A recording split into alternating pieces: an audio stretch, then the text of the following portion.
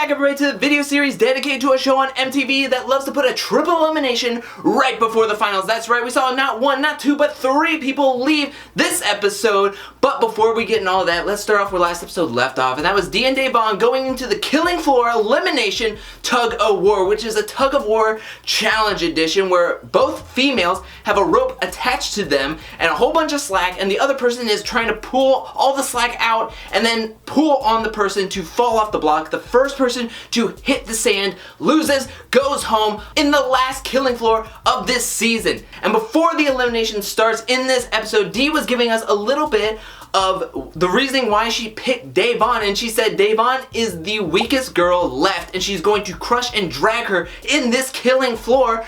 I don't know about that. If we look at Da'Vonne's resume from this season, she has 2 elimination wins and 3 daily challenge wins.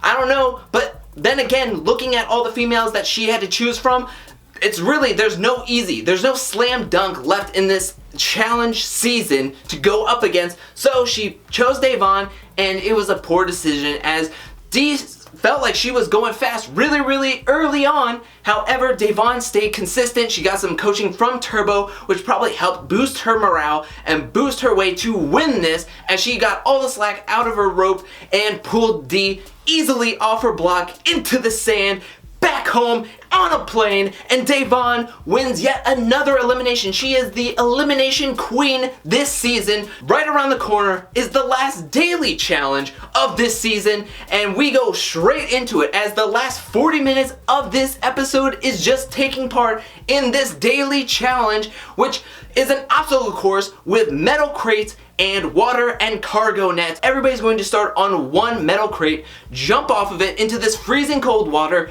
swim around a buoy, go to a cargo net, climb a very high height up to a second metal crate, where on this crate there's a rope and they have to swing from the middle crate all the way to another metal crate that is on an angle and like all oiled up. So they have to climb this thing like Spider-Man, grab a ring from off a pole, slide back down, jump into the water, swim over to the cargo net on the second crate, climb that, and then put it around the next pole on the second crate.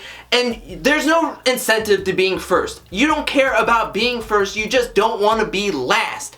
Because the last guy and girl to finish this elimination or not get the furthest, the quickest, are automatically out. This is a purge challenge, if I do say so myself. And Paulie was randomly picked to go first. And in this daily challenge, this is the one that changes everything if you go first and totally mess up, where Paulie was just having a tough time with this one. He was having an off day as his body was seizing up from all the cold.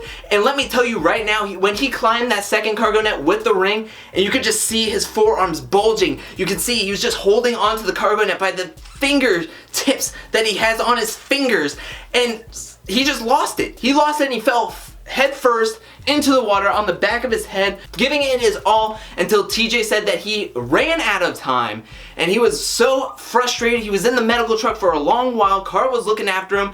But that changes the trajectory of everything, because all the guys have to do is kind of take their time and make sure they finish. So when Wes was going, he kind of took his time. He said he was like on Baywatch, just jogging down the metal crate, and then jumped in, and he was able to finish this easily. And it's the same with Theo and the same with Hunter. So needless to say, Paulie's pretty great competitive season came to an end. You can say what you will about Paulie's politicking, about his drama that he's been in, but when it comes down to competition, he killed it in majority, if not all, the challenges he has been a part of. Now it's on to the women's part of this elimination. The first one to go is Ninja. Now Ninja swings off things and climbs things all the time, sometimes for a job and sometimes for fun. And you know what? Even after taking a hard hit swing on the rope to the third angled metal crate, she was able to get back up, have enough energy to do this whole thing and put in her time, finish this challenge. Then we had Maddie go, and she hit this metal crate as well. Also, a seal came around and saw her swimming around, and it got her off her mental game, which she did not she was unable to finish this challenge. So Maddie is sitting on the sidelines, on the bubble, waiting to see if she's going to be eliminated from this challenge. It didn't help that Georgia was the next one to do this challenge, as she absolutely destroyed it. Maddie is freaking out. She only has one person left, and that is Da'Vonne, which, can I just say, this was a little unfair for Da'Vonne, as she just was doing a elimination at the beginning of this episode that was all upper body. She had to use all of her arms. She had to use her forearms and her biceps and triceps and her shoulders and her core to really pull that slack out of that giant rope. And now she has to do a daily challenge that's a purge challenge that is all about upper body and arm strength. And you know what? It's really tough to watch, because you can just tell that her arms are dead. And now we're all sitting there waiting for TJ to tell us who is going to be eliminated between Maddie and Da'Vonne. We're all biting our nails, and Da'Vonne was taking it just a little slower than Maddie. So that means that Da'Vonne and Paulie both are leaving on this purge challenge. I just have to say, Da'Vonne killed it this season. She absolutely destroyed it. She came in and without a storyline had a ton of screen time, great commentary. Her commentary brought this challenge to life.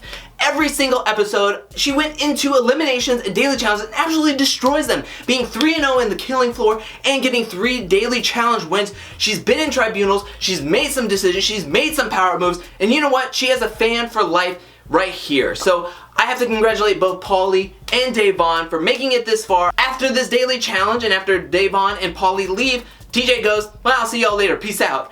And everybody's left in an era of confusion until they get back to the house, and Cara sees that they have a text message from TJ where he says, congratulations finalists. That's right, we have our 8 finalists. We have 4 guys, 4 girls left in this house. They're all going to the finals, and they're going to be put up against the most intense, hardest, craziest, just overall hell on a metal spiked bed finals that we have ever seen in a challenge. It's 50 miles long, and it's just death reincarnated, and it's gonna be insane. But what do you think about this episode? Let me know in the comment section below. What do you think about the elimination with Dee and Da'Vonne? What do you think about this purge challenge? Let me ask you guys a question. What do you think about purge challenges overall? Do you think they're fine to have them because everybody should be killing it no matter what in every single challenge? Or do you think it's unfair that you could have a great season, have one off day, and guess what? You're out of it. Let me know in the comment section below. I can see it both ways, but let me know how you feel about purge challenges down below. And what do you think about our 4 finalists? Who are you rooting for? Who is the one guy, the one girl that you are rooting for that you hope really just takes this whole thing, takes all $750,000 and becomes the World Challenge Champion of the season 33 War of the Worlds? Let me know that too, and I can't wait. I'm super excited to see this, and I can tell you without a doubt, probably Hunter is not going to be getting back-to-back challenge wins, because this isn't a layup like Final Reckoning, and guess what? It's 50 miles long. You don't have any cardio, brah. But let me know who you're rooting for, and thank you so much for watching. While you're down there, hit that like and subscribe button, and I'll be back really soon with more challenge videos and videos in general. But until then, peace.